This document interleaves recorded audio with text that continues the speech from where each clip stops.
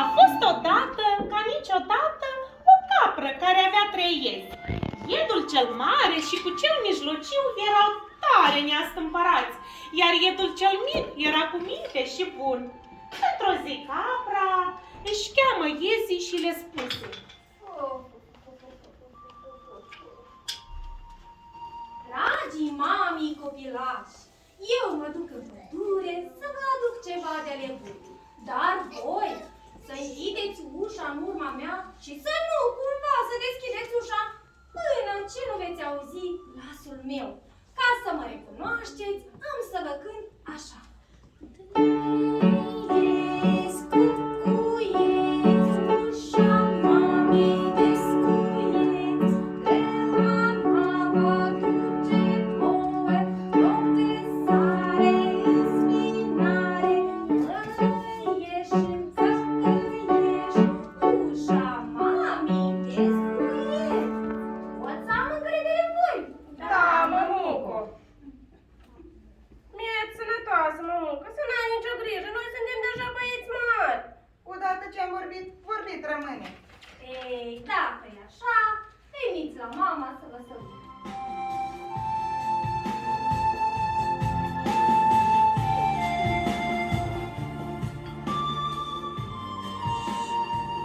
Ești sănătoasă, mămucă, să te întoci cu bine și să ne aduci de mâncare. Dar voi să aveți grijă de voi unul de altul, ne-am înțeles? Bine, mămucă. Capra ieși și se duse în pădure, însă lupul a auzit tot ce vorbise capra cu iezișorii săi și deodată veni la casa caprei. Trăiesc, cucuieți, ușa mamii discuieți, că mama va duce vouă la tențițe, drop de sare, în spinare, mălăieși, încălcăieși, ușa mamei discuieți. Băieți, auziți? A venit mama și ne-a dus de mâncare. Haideți să deschidem. Să nu deschideți ușa, asta nu este mămucă. Deschideți ușa, băiță, deschideți la mama! Mama are un glas mai gingaș, mai frumos, nu este atât de răgușit. Lupul, auzind aceste cuvinte, se duse iute la ferar să-și ascute dinții și limba.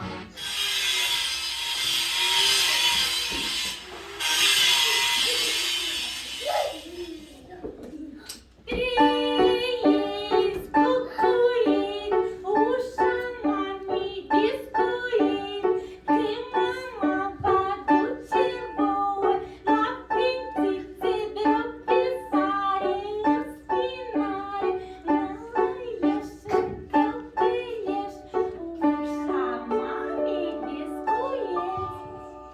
Ei, auziți? Dacă nu mămucă, cine? Am și eu urechi, să Frățioare, știți. frățioare, nu deschideți ușa, asta nu e mămuca. Cineva vrea să ne păcălească. Dacă mă voi potrivi vouă, nu mă vă stăm mult și bine afară. Eu mă duc unul să deschid.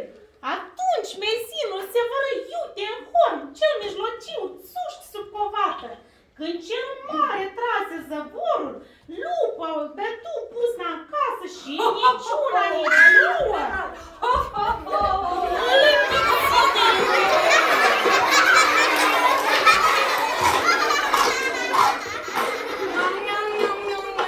Și gustoasă mai scurtă, cam puțin.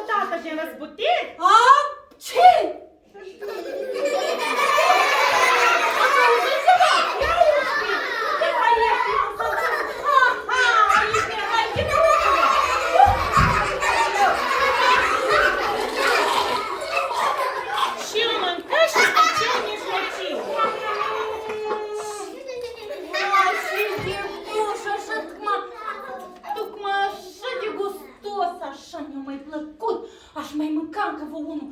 Mai era pe aici încă. Știu precis, ia să întreb. Ajutați-mă, mai era încă un ied? Nu, mai era încă unul, eu știu precis. Știu precis. Se învârti prin casă și fiindcă nu-l găsi, și căută de drum. Da-ți rămâi așa, mă duc în pădure că vine capra. Să dau și capra. Imediat, iedul cel mic se dădu jos din hornă, încuie bine ușa și se puse pe plâns. Dragii mei frățiori, de-m-ar fi ascultat, lupul nu va fi mâncat.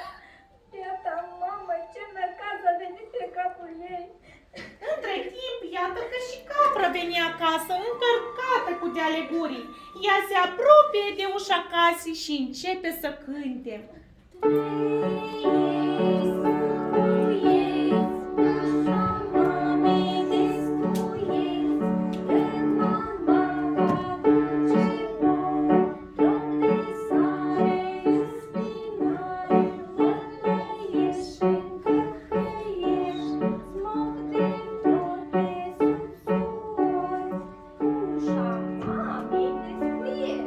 Iedul mezind sări iute și deschise ușa și începu să-i povestească cele întâmplate.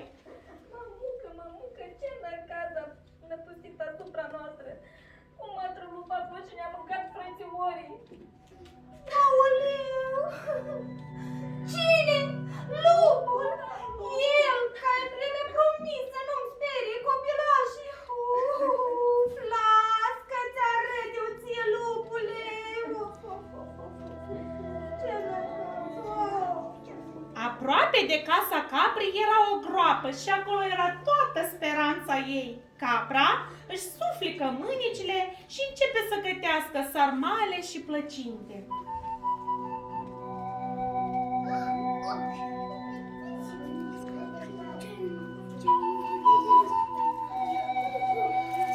După, umplu groapa cu jărate, puse niște vreascuri, deasupra niște frunze.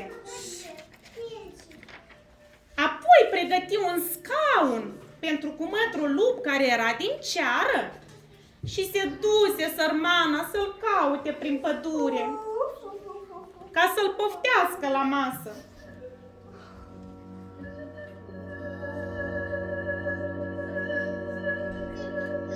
Peste un timp îl găsi trântit sub un copac.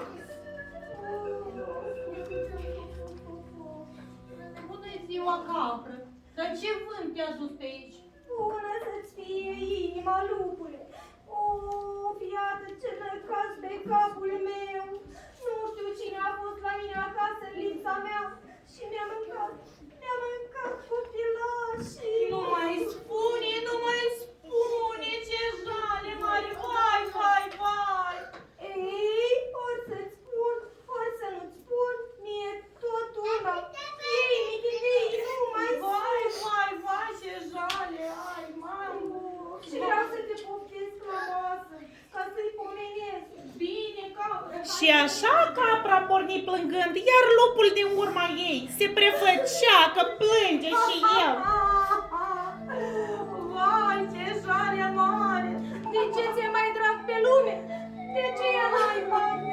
Nu mai plânge, capru, și nu-ți mai frământa inima, liniștește! Și din vorbă în vorbă ajunseră la casa caprii. Capra lua scaunul din ceară și îl poftise pe lup la masă. Ia loc, lupule, nu te mai osteni atât. Capra pune bucatele pe masă în fața lupului, iar acesta începuse să mănânce cu nesați de intrau bucățile întregi pe gură.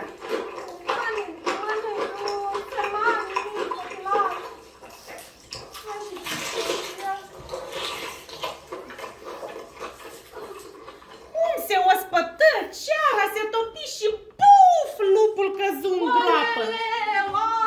Așa-ți trebuie, după faptă și răsplată.